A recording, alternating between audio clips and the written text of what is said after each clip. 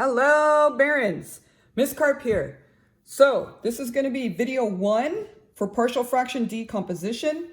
This is from section 11.5. I'm going to call it 11.5a so that you know it's the first one that we're doing. We will be doing 2 others for this section. All right, so this deals with linear and non-repeating factors, and that those factors would be in your denominator. And I've started off with this particular problem. And so what we're going to do is we are going to factor the denominator, and we're going to write this as 2 fractions. So we're going to get this as x minus 2 and an x plus 4. And in doing that, I don't really know what happens up in these numerators, right? I can't just automatically put the 10x here and the 22 over. It doesn't really work that way. So what we're going to do is we're going to say, I don't know what they are, and we're going to go find them. So I've got a over x minus 2, b over x plus 4. When we multiply these together, we get back to this. So the next step is we are going to multiply through by the denominator. So we do a fraction bust.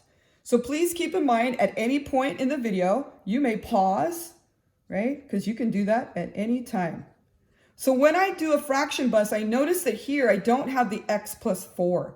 So what's going to happen is I'm going to have the a and the x plus 4 will stay. And then I got b and I have the x minus 2. So I've removed the fraction, and now what I'm going to do is I am going to choose a value for x. So this is one method of doing this.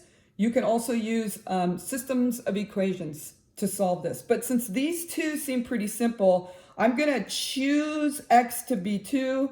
And then I'll do it again. I'll choose x to be negative 4. So the first thing I'm going to do is let's let x equal 2. Now, if I choose that, we can use the zero product property, and this would get us b times 0. So this is going to go away, but this will not go away, and this will not go away. So what we're going to have then is 10 times 2 plus 22 equals a times 2 plus 4. So here we get 20 plus 22, so we got 42 equals 6a, and then we will solve for a, and we get a equals 7. Now I will hold on to that because I'm going to end up putting that back in here. So I know this value. So now that I have this one, I'm going to go use the same method, and I'm going to go get b. All right? So if you want to pause and try to work out b on your own, because you're going to sub in negative 4, please do that. But I'm not going to pause. So here we go. So now we're going to take the same equation, right? And we're going to let x now, I'm going to write that up here, let x equal negative 4. And I got 10 times negative 4 plus 22 equals a times negative 4 plus 4 plus b negative 4 minus 2. So again, notice that this ends up going away. This gets me negative 18, right? So negative 40 plus 22 is negative 18 equals negative 6b. So b will equal 3. So I have that one. So now what we're going to, and hopefully you got that. Hopefully you paused it and that's what you got. So to finish the particular partial fraction decomposition problem, you're going to go back and you're going to say, well, a is 7 and b was 3, and make sure you put it over the appropriate denominators.